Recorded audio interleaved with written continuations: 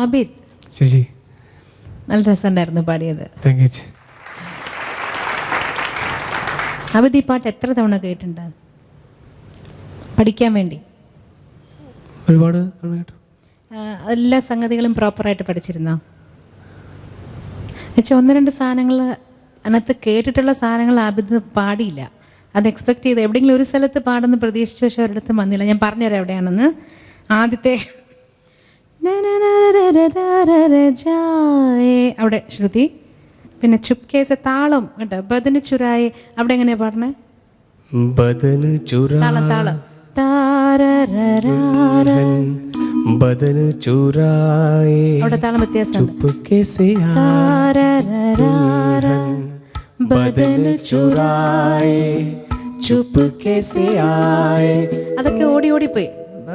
Correct തക്ക വരേണ്ട സ്ഥലത്ത് ഒരു തക്കിട്ട തള്ളി ബദന് ചുരായി ചുപ്പ് കേസേ, അങ്ങനെ അതിന് എല്ലാത്തിനും ഒരു താളത്തിൻ്റെ ഒരു അളവുണ്ട്. അളവിൽ തന്നെ പോകണം കേട്ടോ.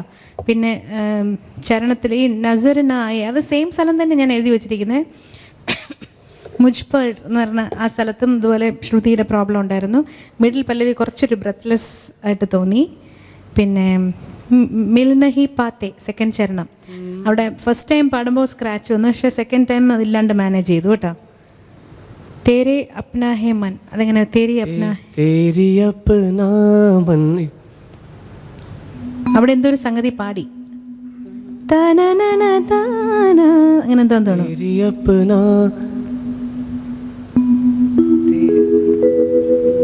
എന്തോ പാടിയിരുന്നു, അതും പ്രോപ്പറായില്ല. ഇത്രയാണ്. പക്ഷേ ആ കൂടെ എന്താ പറയണ്ടേ, ആബിദിൻ്റെ ഒരു പ്രസൻറ്റേഷനും ഒരു ചാമും ആ ചിരിച്ചിട്ടുള്ള പാടലെല്ലാം കൂടെ ആകുമ്പോഴത്തേക്ക് എല്ലാവരും അങ്ങ് വിട്ടുപോകണം. പക്ഷേ നമ്മൾ ഡീറ്റെയിൽഡായിട്ട് നോക്കുമ്പോൾ ആബിദിന് ഒരുപാട് ഇനിയും ഇമ്പ്രൂവ് ചെയ്യേണ്ടിയിരിക്കുന്നു. ആബിദിന് വന്നതിനേക്കാൾ ഒത്തിരി ഇമ്പ്രൂവ് ചെയ്തിട്ടുണ്ട്. പക്ഷേ ഇനിയും വേണം മോനെ, കുറച്ചുകൂടെ. ഇനിയിപ്പോൾ ഫൈനൽ സ്റ്റേജിലേക്ക് പോകുമ്പോൾ ഇത് പോരാ കേട്ടോ. ഇനിയും ഹാർഡ് വർക്ക് ചെയ്തേ പറ്റൂ കേട്ടോ. കുറേ ഈ തൊണ്ട അനങ്ങുന്ന സംഗതികൾ ഈ നല്ലോണം അത് അനങ്ങാൻ വേണ്ടിയിട്ടുള്ള പ്രാക്ടീസ് മോന് പോരാ, അതിനിയും ചെയ്യണം കേട്ടോ. All the best. Abid sir, प्यार का गाना बहुत प्यार से गाते हैं. സ്നേഹ ഗായക. അതായത് മോനെ പാട്ട് കേട്ടതില്ല, ഞാൻ അനലൈസ് ചെയ്തതില്ല, ഭയങ്കരമായിട്ട് ഫീല് കൊടുക്കുന്നുണ്ട്. ഭയങ്കര ഫീലാണ് കിട്ടുന്ന പാട്ടിൽ. അതിശയമുണ്ട് പറഞ്ഞതിൽ. ആബിദ് ആകെ ഞെട്ടിയിരിക്കുകയാണ്, ഞാൻ എന്തെങ്ങനെ പറയുന്നോ. ഇല്ല, ദിസ് ഈസ് ട്രൂ ആണത്, സത്യമായിട്ടുള്ള കാര്യം ഞാൻ പറയണം. ആ ഒരു ഫീല് മോൻ കൊടുക്കുമ്പോൾ മോൻ്റെ ആ പ്രസൻറ്റേഷനും ലാസ്റ്റ് പോർഷനിൽ ഭേദ് ചെറിയ പോർഷനൊക്കെ ഇതൊക്കെ കാണിച്ചല്ലോ, നപ്പായ എന്നൊക്കെ പോർഷനിൽ ആ മീനിങ് അറിഞ്ഞുകൊണ്ടുള്ള ആ സിംഗിങ്ങും അർത്ഥം മനസ്സിലാക്കിക്കൊണ്ടുള്ള പാട്ടൊക്കെ വരുമ്പോഴേ എല്ലാവരും അതിൻ്റെ അകത്ത് വീണു പോകുന്നുണ്ട്. പക്ഷേ നമ്മൾ പാട്ടിനെ എടുത്ത് കട്ട് ചെയ്ത് മുറിച്ച് നോക്കുമ്പോൾ അതിലുള്ള തെറ്റുകൾ,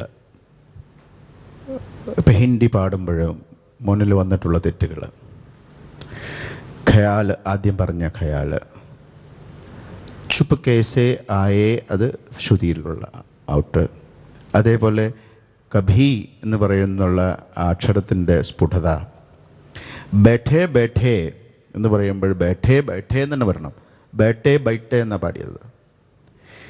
മുജ്പർ എന്നുള്ള മുജ്പൽ പറയുന്നത് മുജ്പർ ജാ ആണ് പറയുന്നത്. അതേപോലെ ഭേദ് എന്ന് പറയുന്നത് ഭേദ് യഗഹരെ, ഇങ്ങനെയുള്ള പ്രൊണൗൺസിയേഷൻ്റെ പ്രശ്നങ്ങൾ. പക്ഷേ നമുക്ക് കേൾക്കുമ്പോൾ ഭയങ്കരമായിട്ട് മനസ്സിലായല്ലോ. ഈ സംഭവങ്ങളൊക്കെ ഒന്നുകൂടെ ഈ പാട്ടിലേക്ക് വന്നെങ്കിൽ അവൻ്റെ പാട്ട് നമ്പർ 1 പാട്ടാവും. ഈ ഫീൽ ഇല്ലാത്തിടത്തോളം നമ്മൾ എത്ര പെർഫെക്റ്റായിട്ട് പാടിയിട്ട് കാര്യമില്ല. പക്ഷേ ഫീല് വന്നെങ്കിൽ ഈ പാട്ട് ഒരിക്കൽ പാടിയാൽ മതി, അതോടെ നിൽക്കും. കേൾക്കുമ്പോൾ അയ്യോ എന്ത് സുഖമാണെന്ന് പറയും. ആ ഫീല് പാടുന്നവനായിരിക്കും ഫുൾ മാർക്ക് വീഴുക. പെർഫെക്ഷൻ രണ്ടാമതാണ്. പെർഫെക്ഷൻ മനസ്സിലാക്കുന്നത് അറിയുന്നവർ മാത്രമാണ്, കൂടുതൽ മ്യൂസിക്കിനെ പറ്റി അറിയുന്നവർ. അപ്പോൾ ആ പെർഫെക്ഷൻ മോനിൽ വരണം. ഓക്കെ, ഗുഡ് ലക്ക്, നന്നായിട്ട് പ്രാക്ടീസ് ചെയ്യാം. Thank you sir. അത് തന്നെ മോനെ ഞാൻ എഴുതിയിരിക്കുന്നത്. ഖയാൽ, പിന്നെ all these little things are very important. പിന്നെ ദിൽ ജാനെ ഐ തിങ്ക് സെക്കൻഡ് ചരണമാണ് തുടക്കം. ദിൽ ജാനെ അതിൻ്റെ ഫസ്റ്റ് മോൻ പാടിയത് വാസ് എക്സലൻറ്റ്, നല്ല ഫീലോടെ വന്ന് and good pitching and all that. I think that was the highlight. ആ ഒരൊറ്റ ഫ്രേസ് മാത്രം മോൻ്റെ ഹൈലൈറ്റാണ് ഈ സോങ്ങിൽ. അത് സെക്കൻഡ് ടൈം പാടിയപ്പോൾ പിന്നെയും ഫ്ലാറ്റായി. ഇത് ആക്ച്വലി ക്വൈറ്റ് അൺകംഫർട്ടബിൾ പിച്ചിങ് എന്ന് ഉദ്ദേശിക്കുന്നത് മോൻ പാടാൻ നേരത്ത് you don't get that grip. ആ ലോ നോട്ട്സിലൊന്നും ഗ്രിപ്പ് കിട്ടുന്നില്ല എന്നുള്ള കേൾക്കും പറയാം. എന്ന് വെച്ചാൽ I had the same problem, so I know what you going through. I had it, I have corrected that because years back ഒരു സോങ്ങിന് ഒരു നോട്ട് കൊള്ളിക്കാൻ ഭയങ്കര ബുദ്ധിമുട്ടായിരുന്നു. കൊള്ളിക്കാനല്ല, അവിടെ നിന്നാണ് തുടങ്ങുന്നത്. So to get that you have to go 2 notes lower than that and practice it. അതിലേ പാടാവുള്ളൂ ഈ പാട്ട്.